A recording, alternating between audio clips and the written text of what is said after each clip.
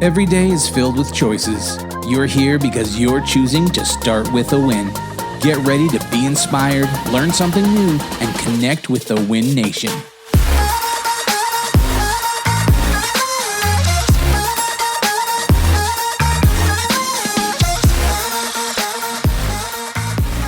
Coming to you from Remax World Headquarters in Denver, Colorado, it's Adam Contos, CEO with Start With A Win. And we had some new hand dancing going on today, Producer Mark. That's right. I thought, it's kind of like a flag waving. And in honor of this 4th of July weekend, I've got my American flag shirt on. So, Very patriotic, my friend. I love it. I love America. It's one of the best places in the world. And I'm so thankful to be here and have, just feel privileged that I'm American. So, yeah, it's awesome. But hey, I know we have listeners from all around the world, and so for us, this next weekend is a 4th of July weekend where we have barbecues and we celebrate our independence from Britain from 1776, and Independence Day. Light off fireworks. That's right, Independence Day, and we light things on fire, and it's a fun celebration. So. There's nothing like celebrating by lighting fires, right? I mean, what's more celebratory than that? So, but hey, in honor of 4th of July, I've got 4 business development questions for you that I hope will educate and inspire our listeners and maybe give them some motivation and some insight. So, 4 for the 4th. That's right. 4 questions for the 4th. Look at that. That's 3 4s right there. 4 for the 4th. That's right. Awesome. All right. Well, let's dig into this, buddy. Okay. So my first question for you, and these are all kind of like business development questions. Okay. So the first question is, what is more important, maintaining clients or growing the business, and why? This is a fantastic question, Mark. And, a lot of people try and create a binary answer to this. Is it this or that? I'm going to give you an answer to both of those because I think there's some importance to both of them. However, it's balanced, okay? And I don't mean 50% of your time doing one and 50% of your time doing other. But the reality is we have a few things to consider here. One of which is, what does our customer life cycle look like? Do we have people come in for one transaction and then head out, or do we have people come in and stay for a recurring revenue or something like that? Is it membership based or whatever? So you've got a couple things to think about here when it comes to new customers, gaining new customers versus keep old customers or something like that, building a relationship. The reality is, gaining new customers is always important for a business. You have to always be growing your business. Must always be growing the business. However, you can't forsake the business that you have. So which one's more important? Well, I mean, the bigger question here is, which one's less expensive to continue to transact with? Okay, so we have to think about that as well. So there's a cost of customer acquisition, CAC. It's customer acquisition cost is CAC. Mm-hmm. And then you have lifetime value of a customer. All these things need to be considered, and it's different for every business. Every business, it's different. I mean, you're in the consulting business, but you also do like one-off type things. You have to get those one-off type things. A lot of times those are bigger than the ongoing consulting business, and it's nice to get those revenue hits. They should be predictable. I want to get so many of these big revenue hits. What is the cost of getting one of those? What is the CAC of getting a big revenue hit? And then what is that lifetime value of that one time with that customer? Or maybe you turn them into a lifetime customer. I don't know. So, and I know I talked back and forth here a fair amount, but the reality is you have to think about both. How do I maintain my current customers?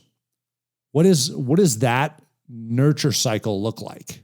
Because there needs to be a nurture cycle. You can't have a customer and go, all right, I expect them to come back if I never communicate with them. Because as soon as you are not top of mind anymore, you go to the back of the line. I always say top of mind is first in line. It's true. So how do you stay top of mind? That's important, to stay top of mind. And you do that by giving. You give to those customers. They've done a transaction to you. You've given to them. They've given to you. There's an exchange of value. How do you keep that thing going in order to make it bigger? Because the reality is, a referral is one of your cheapest forms of business as well. So an existing customer that brings another customer to you is less expensive than new customer acquisition. That's a good way of getting new customers. When you're thinking about both of these things, retaining existing customers as well as going to get new customers, obviously going to get new customers, you need to be out doing that. But the other thing to think about when it comes to getting new customers is when you are talking to your existing customers, and as you build that relationship deeper with them, you can ask them, hey, do you have anybody else that I can help like you? Because that's a good place to get new customers. And Mark, I know you and I have traded customers back and forth before. Yep.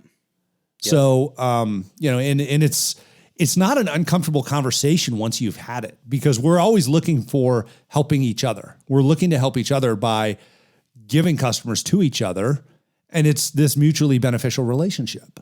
Yeah. So it's not necessarily what's more important, maintaining clients or growing the business, because essentially both are important. There's not one that's more important than the other. And Correct.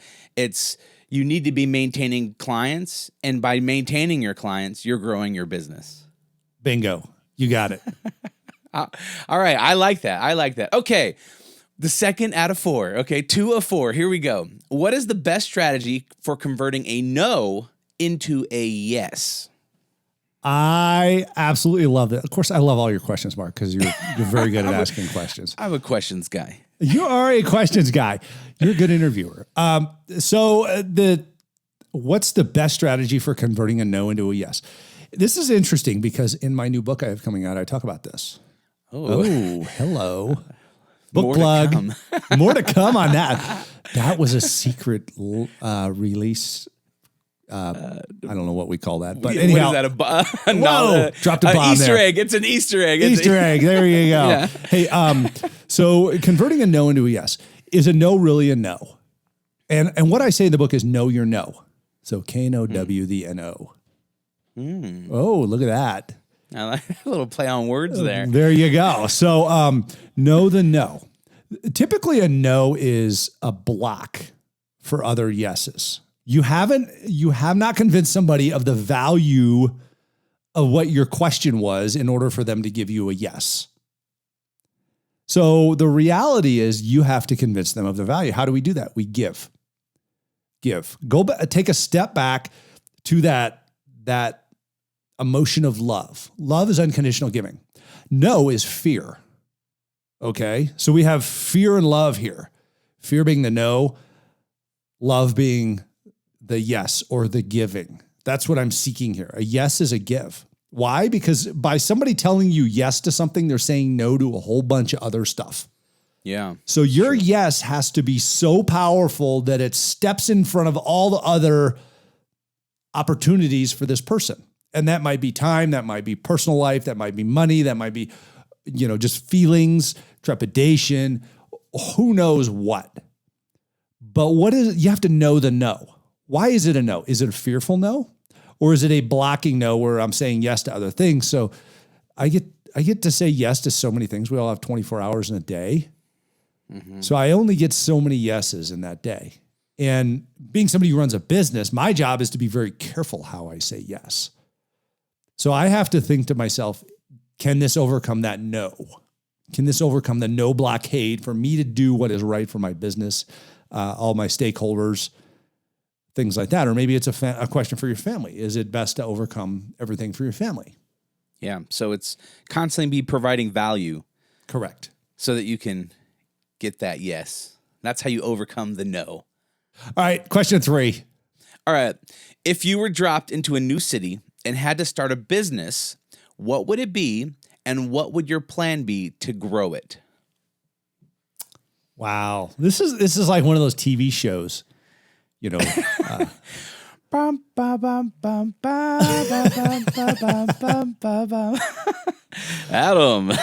Lost in Metropolis. Adam Contos. Right, yeah. Doesn't know where he's at or what he has. What is it? Mark Burnell or whatever? Who's that guy who does the reality shows? Yeah, one of those. Give us a call. We got a show idea. There you go. So the answer is there's no answer until you find the answer. Okay? Is this confusing today? Yeah, man, you're all over the place. All right, so let me explain that. You don't know what business you can start until you know what the challenges are you're going to overcome.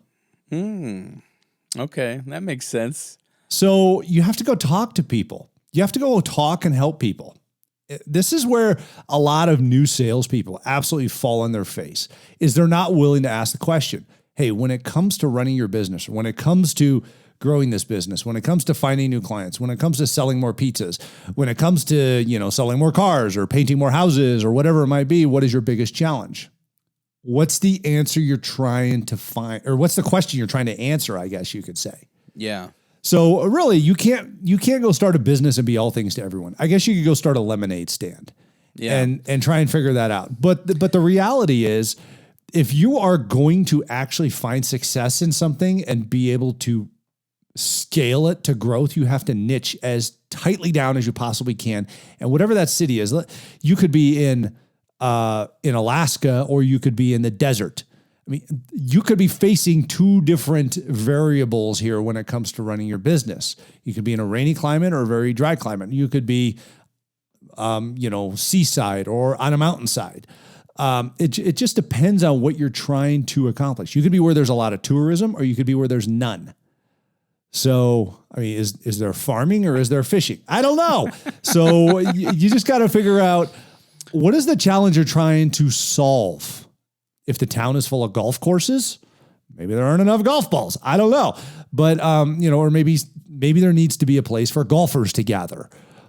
Who knows?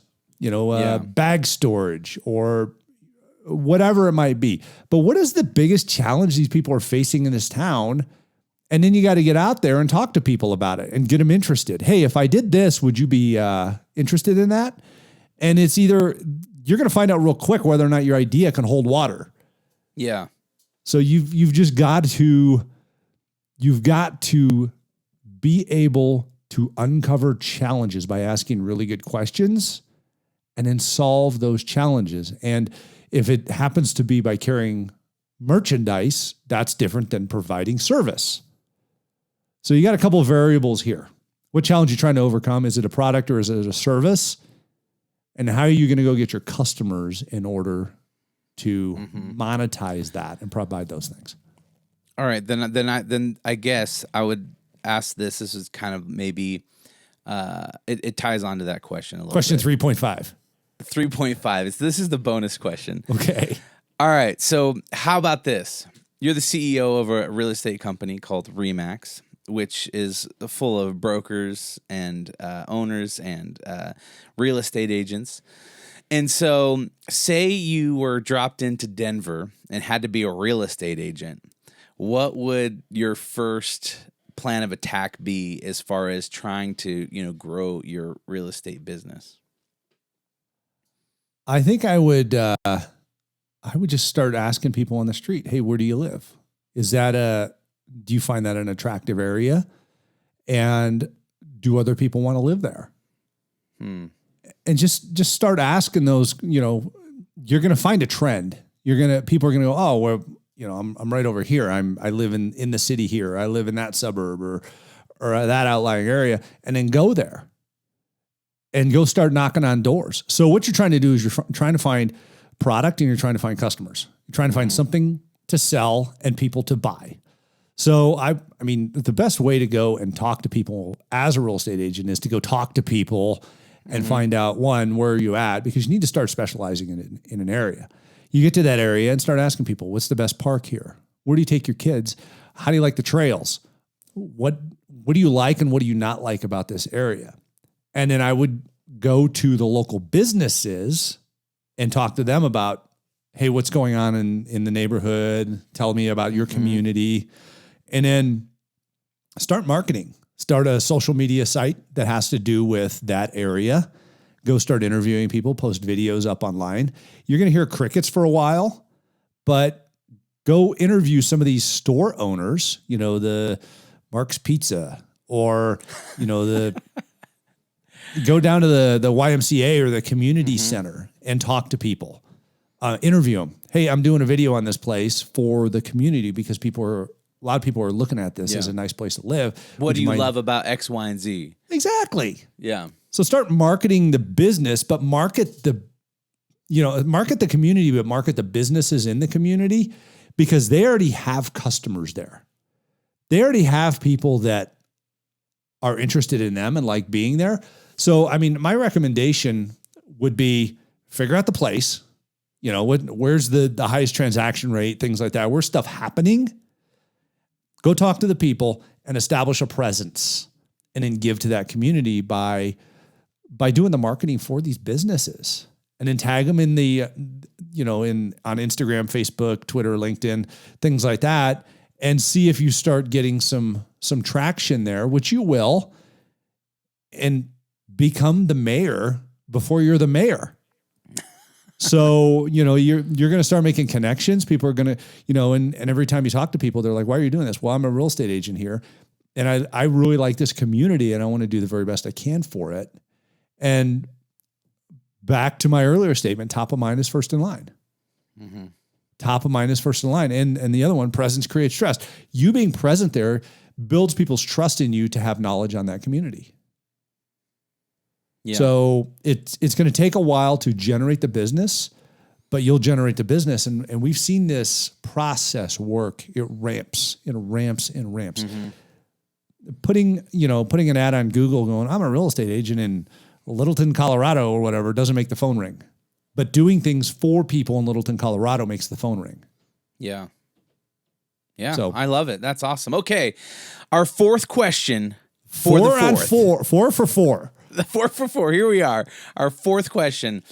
Okay. And this is probably something that a business owner, entrepreneur, they kind of feel on a consistent basis, or it's like a valleys and hills kind of thing. So if someone feels stuck in their business growth, what should they do to get unstuck?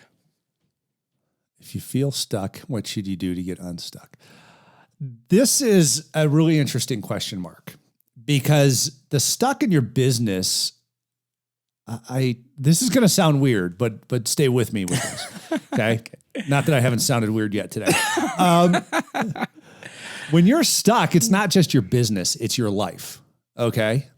So we live in multiple aspects of successes and challenges in our lives, like our relationship with our spouse, our relationship with our kids.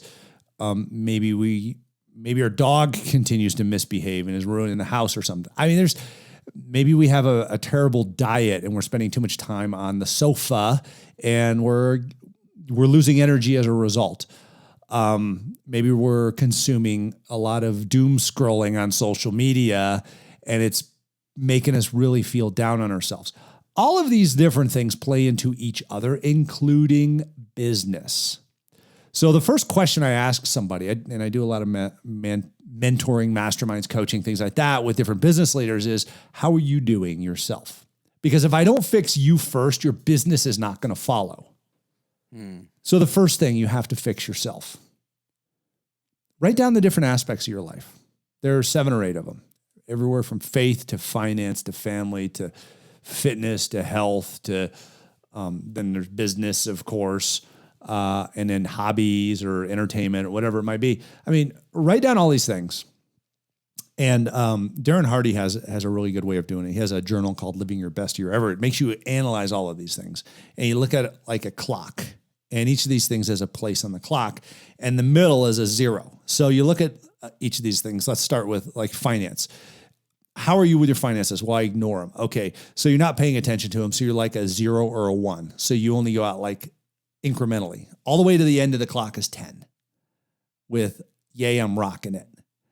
So map all these things out. How are you doing with each of them? And map them out on this wheel and see, is it a flat tire? Because if you're performing at 10 on each of these, it'll be round because you're going to draw a circle around where you meet all of these numbers. And you have to figure that out. How are you doing? And then go to business and look at the other people in your business. Are they as screwed up as you are? Because if that's the case, you got to sit down and figure out how to make yourself right. And if you make yourself right, you can go to your business happy. And then you can look at what are the challenges I'm solving for my customers. And it's so much easier to solve their challenges when you have yours solved. So think about that. Start there, and that will make drastic improvements on your business if your business is struggling, because it's not a function of not knowing what to do. You've been in business. It's a function of doing it with the enthusiasm to succeed.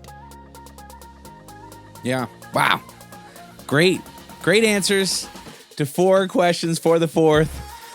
Hey, Adam, thanks so much for your time today and sharing with our audience. And just thank you for listening. If you're listening to this, I hope that you were encouraged. You got some good information and some inspiration today. Go enjoy this 4th of July weekend with your friends and family if you're here in the States. And if you'd like to ask Adam a question or tell us a Start With a Win story of your own, give us a call. Leave us a message at 888-581-4430. And then if you're listening to this show on autopilot, you just go into your podcast and play the episode. Also, click on that subscribe button at the same time. Then you'll get notified every time a new episode gets released, and it'll help us reach more people.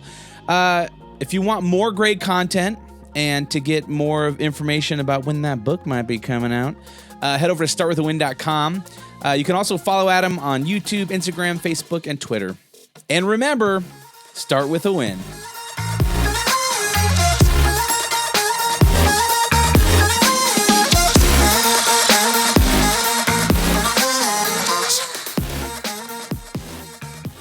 I like that shirt, Mark. Hey, thanks, man. This is my 4th of July shirt. I wear this every year. All our YouTube fans get to see it. That's right. If you're watching this on YouTube, you get to see my Puka. Kayla, why don't you join us? Come on, Kayla. I see you down there.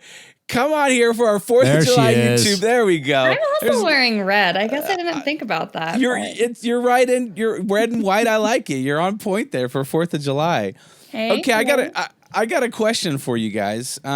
What is your favorite 4th of July barbecue treat or potluck item? There's one thing that I never get except when I go to this 4th of July potluck, and it's this nasty Jell-O whipped cream thing. You know what I'm talking about? The green one? Yeah. Well, it's got there's Jell-O cubes. Yeah, it's got Jell-O cubes and whipped cream. It's so disgusting but so delicious at the same time. Gross. And I only get it when I go to some sort of 4th of July potluck. Oh my gosh. I think that's disgusting also, and I am very surprised that that's something that you would eat. I know. Every year we do a huge crab boil, and it's so much fun. Unique. And we just throw the crab on the table and go to town. Looking forward to that this year since we didn't get to do it last year. Oh yes, totally. That is you, Adam? So good. I like any of the red meat items, the steak, the burgers, things like that. But I'll tell you what I really like is the angel food cake with strawberries and whipped cream. Oh, yeah. It's it's fresh. It's hey, this is summer. So. And you don't feel as guilty because it's so light and there's fruit on it. It's this is healtly. It's got to be healthy to some extent. Yeah. Well, and Kelly makes it with you guys have Kelly makes items. it a little healthier. So it's just good. It's a wheat angel food cake. Quinoa. Yeah. Quinoa. There you go. No, That's what awesome. I haven't had in a while? It's what do they call it with the gummy worms and oh yes, brownies? what is it called? Like a dirt pie or something like that. Yes. It's got Something the Oreo like cookie that. crumbles and stuff and chocolate pudding and there's worms in it. Yeah. Chocolate I must have pudding, missed that's that what it was. on the menu. It's good. I'll make you some. All right. Thanks, Mark. No one should be coming to our 4th of July party. This sounds like the weirdest party ever. We have Jell-O, angel food cake, and Crabs. Yummy. And gummy worms. That's right. Awesome. All right. Hey, I hope you both have an awesome 4th of July weekend. And hey, thank you so much for tuning in to us here on YouTube. If you aren't subscribed, click that subscribe button. That bell icon will notify you every time a new episode gets released. And that thumbs up. If you were entertained and educated today, hit that thumbs up, and it will help show this video to more people. So until next time, we'll see you when we see you. Bye, guys. Bye.